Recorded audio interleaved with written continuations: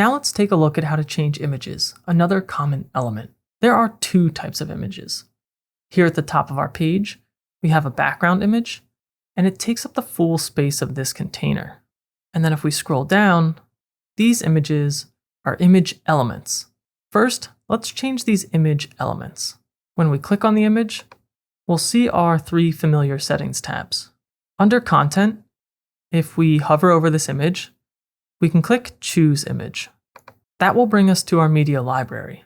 From here, we could choose one of these images that's included in our template. These images have been used on our site already. If we click Search Images, these are copyright-free images that we could use. Or we can go back to Upload, and we could upload our own. I'll select a file, and I'll upload it to bring it into my media library. Then I'll click Select and add it to my site. I can then repeat that process to fill out the other placeholder images in this container on my site. If we click on one of our newly uploaded images, we can go to the Style tab up here, and we can make changes to how these look. I can change the size with the width and height adjustments. I might make this 90% here. We can add some rounder borders. I think 10 looks good. And we can enable a subtle box shadow like we did with our button.